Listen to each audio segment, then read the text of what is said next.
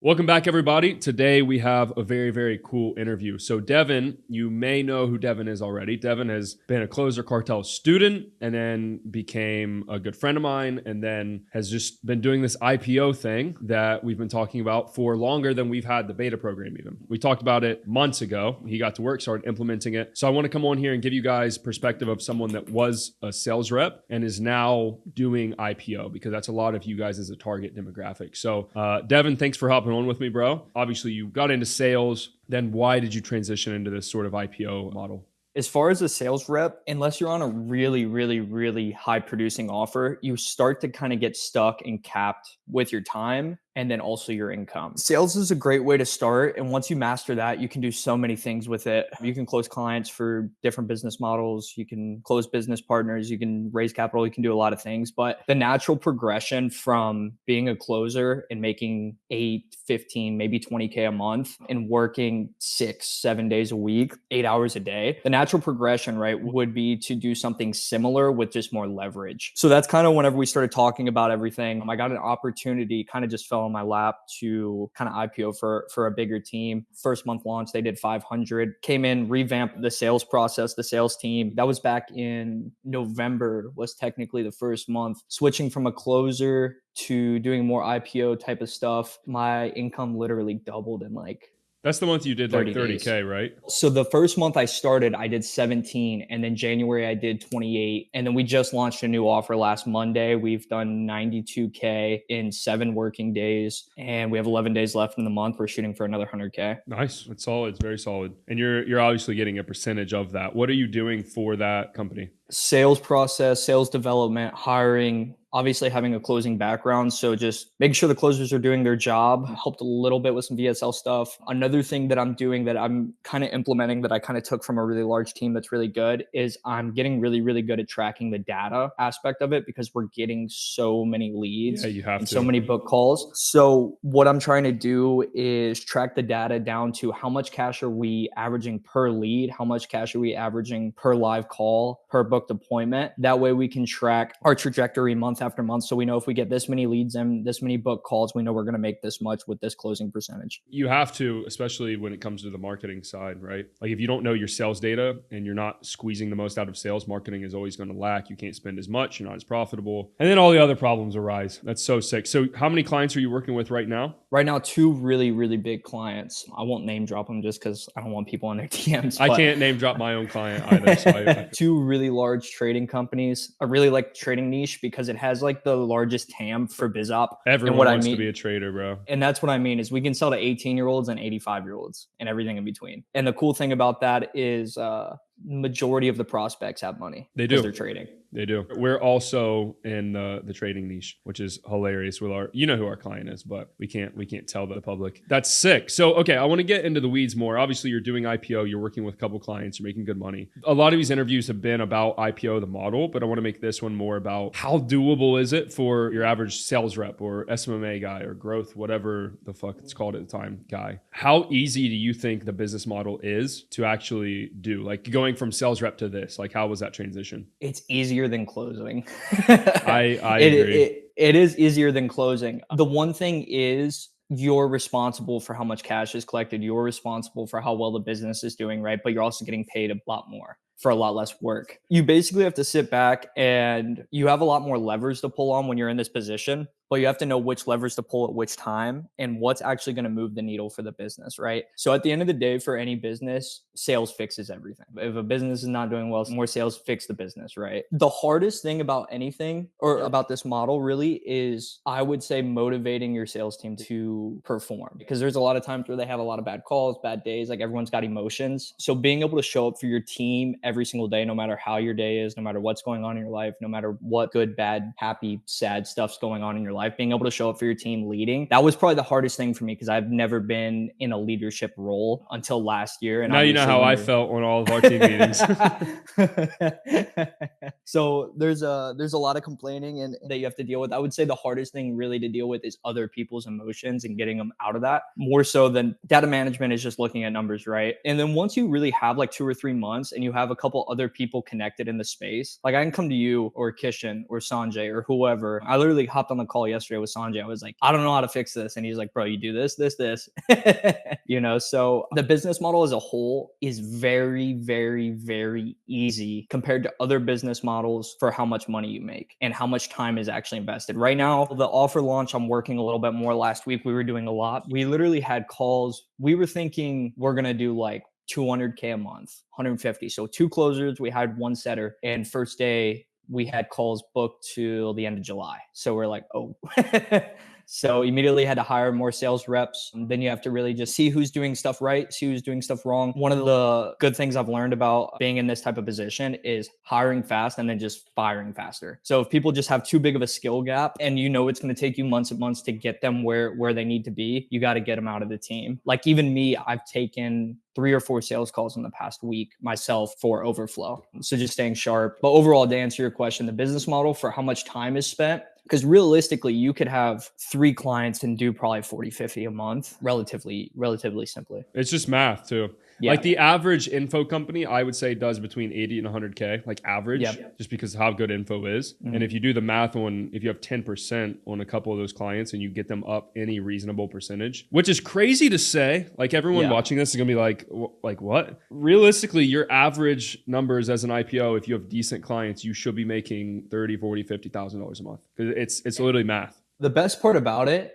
is if you're decent at B2C, this high ticket sales, like I could come into almost any team that's doing below probably 200K a month and be like, yeah, your sales process sucks because your closers aren't good, or your sales process, there's a gap in it right here. Let's fill it like this. It's actually relatively simple. Once you've been a good closer and you know how to take a sales call and you've been on some operating teams, like it's pretty easy to fill the gaps and actually move the needle substantially. That's so sick. I love the business model, bro. Obviously, that's why we're transitioning in full force into what we're doing with this. It got me this apartment, so like a 3K a month. So by the end of this year, what do you think you'll be making a month from IPO?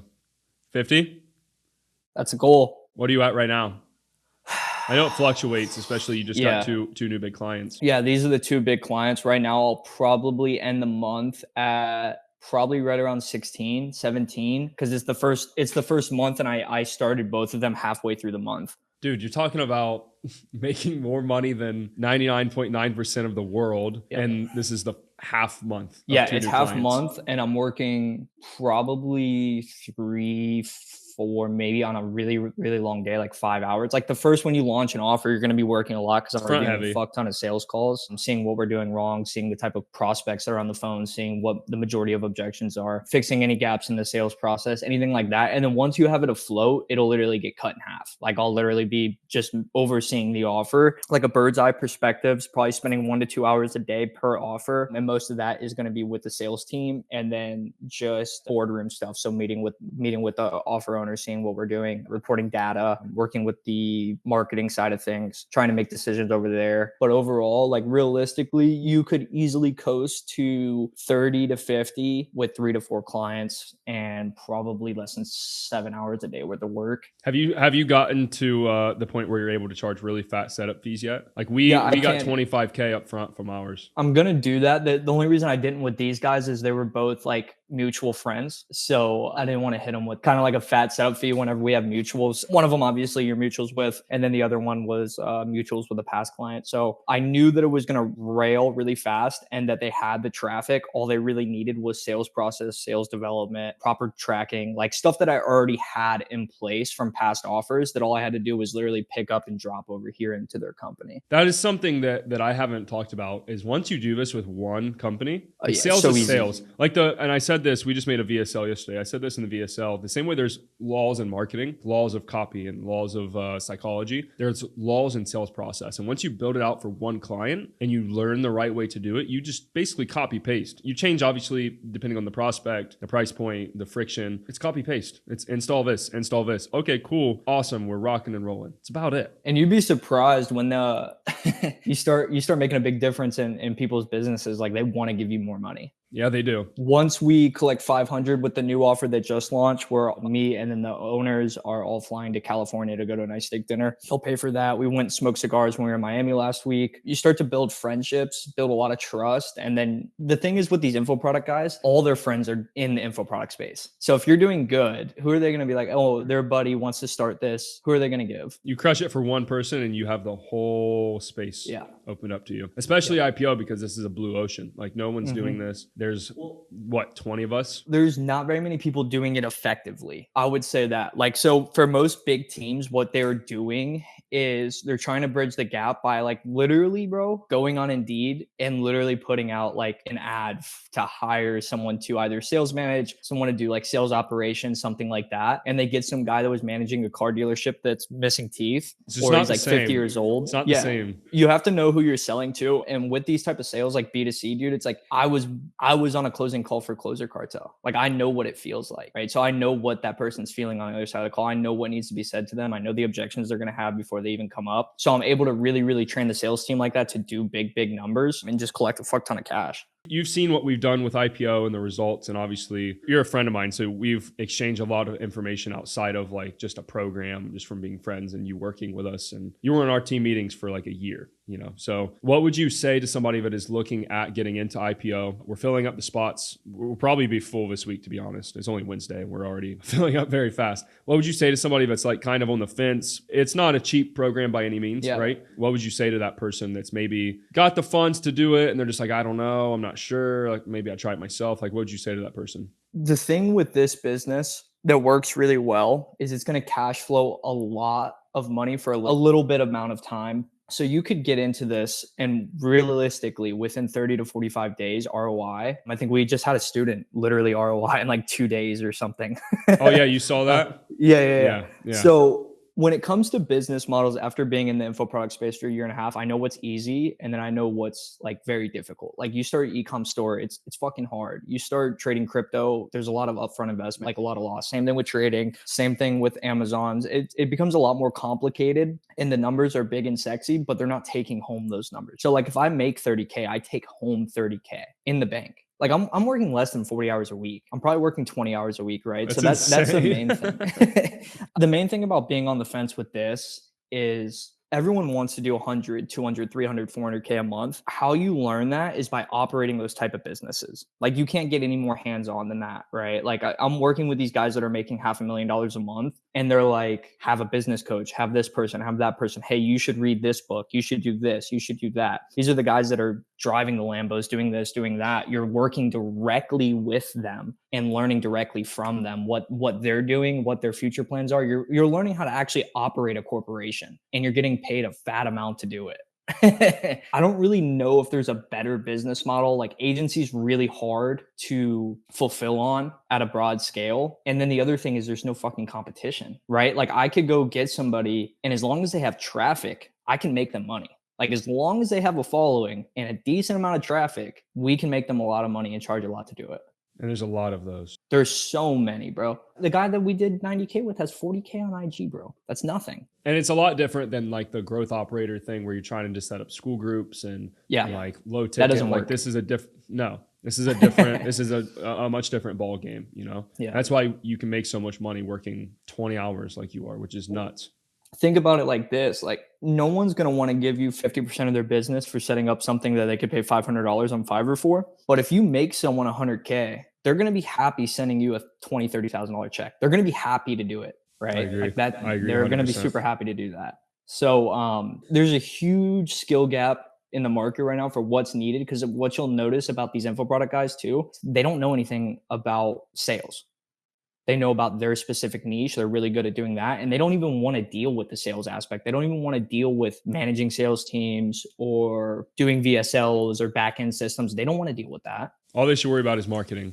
Yeah. You couldn't have said it better, bro. I'm proud of you and your progress too. You've grown really, really fast from the first time we met, which is super sick to see. But appreciate you. Guys, we'll wrap this one up. I mean, you heard Devin, 20 hours a week. going to be making 50K in the next probably 30, 60 days. Cause I know the offers you're on. You're going to be making a fuck ton of money. So if you guys want in the description, we'll put a link. You have to apply. Obviously, this is not a mass market, easy to get into thing. It's not cheap. It's for high level people. But yeah, thank you so much for hopping on, bro. Absolutely. Talk to you soon, bro.